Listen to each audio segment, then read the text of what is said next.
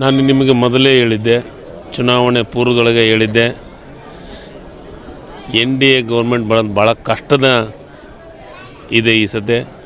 ನಮ್ಮ ಸರ್ಕಾರ ಬಂದರು ಆಶ್ಚರ್ಯ ಪಡೋಂಗಿಲ್ಲ, ಇಂಡಿಯಾ ಸರ್ಕಾರ ಬಂದರು ಅಂತ ನಾವು ಭಾಳ ಸಮೀಪ ಬಂದ್ವಿ. ಆದರೆ ಅನಿವಾರ್ಯ, ಜನರು ಏನು ತೀರ್ಪು ಕೊಡ್ತಾರೋ ಆ ತೀರ್ಪಿಗೆ ನಾವು ತಲೆ ಬಾಗಲೇಬೇಕು. ಜನರೇ ನಮಗೆ ದೇವರು. ನಾವು ಬಿ ಜೆ ಪಿ ದೇವರು ಅನ್ನೋಂಗಿಲ್ಲ, ಅವರು ನಾವೇ ದೇವರು ಅಂತಾರೆ. ಆದರೆ ನಾವು ಕಾಂಗ್ರೆಸ್ದವರು ಜನರೇ ದೇವರು ಅಂತ ನಾವು ಹೇಳ್ತೀವಿ. ಹೀಗಾಗಿ ದೇವರು ಜನರು ಏನು ಆಶೀರ್ವಾದ ಮಾಡಿದ್ದಾರೆ ಅದಕ್ಕೆ ನಾವು ಒಪ್ಕೊತೀವಿ. ಮುಂದಿನ ಸತಿ ಮತ್ತೆ ಇನ್ನೂ ಪಕ್ಷ ಸಂಘಟನೆ ಮಾಡ್ತೀವಿ. ಅದರ ಜೊತೆಗೆ ನನ್ನ ಅನಿಸಿಕೆ, NDA ಏನು ಭಾಳ ದಿವಸ ಉಳಿಲಿಕ್ಕಿಲ್ಲ ಅಂತ ನನ್ನ ವೈಯಕ್ತಿಕ ಅಭಿಪ್ರಾಯ. ಯಾಕಂದರೆ ಅವ್ರು ಯಾವಾಗಲೂ ತಮ್ಮದೇ ಆದಂಥ ಆಳ್ವಿಕೆಯನ್ನು ಮಾಡ್ಕೊತ ಬಂದಂಥವ್ರು.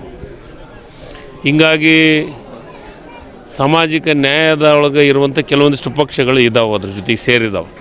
ಇವತ್ತು ಉದಾಹರಣೆ ಬಿಹಾರದ ನಿತೀಶ್ ಕುಮಾರ್ ಇರ್ಬೋದು, ಮತ್ತು ಆಂಧ್ರದ ಚಂದ್ರಬಾಬು ನಾಯ್ಡು ಇರ್ಬೋದು.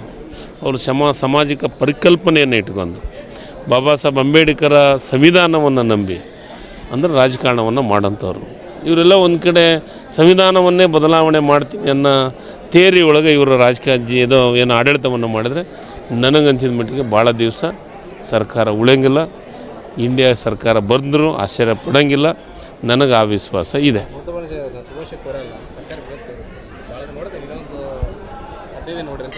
ಯಾರು? ಮಮತಾ ಬ್ಯಾನರ್ಜಿ ಈಗಾಗಲೇ ಹೇಳಿದ್ದಾರೆ. ಆದರೆ ನಾನು ಅದನ್ನು ಎಕ್ಸ್ಪೆಕ್ಟ್ ಮಾಡ್ತೀವಿ. ಯಾಕಂದರೆ ಅಂತಂಥ ಸೀನಿಯರು ರಾಜಕಾರಣಿಗಳೇ ಆ ಮಾತು ಹೇಳೋ ಹೊತ್ತಿನಾಗ ಎಲ್ಲ ಒಂದು ಕಡೆ ಇರ್ಬೋದು. ಆದರೆ ಆದ್ರೂ ಮೂರನೇ ಸತಿ ಈ ದೇಶದ ಪ್ರಧಾನಮಂತ್ರಿಗಳಾಗಿದ್ದಾರೆ. ಮೋದಿಯವರಿಗೆ ಶುಭಾಶಯಗಳನ್ನು ಕೋರ್ತೀವಿ. ಬೆಂಗಳೂರಿನಿಂದ ಮಂಗಳೂರುವರೆಗೆ, ಬೀದರ್ನಿಂದ ಚಾಮರಾಜನಗರದವರೆಗೆ ನಿಮ್ಮ ಸುದ್ದಿ ನಿಮ್ಮದೇ ಭಾಷೆಯಲ್ಲಿ. ಕರ್ನಾಟಕ ತಕ್.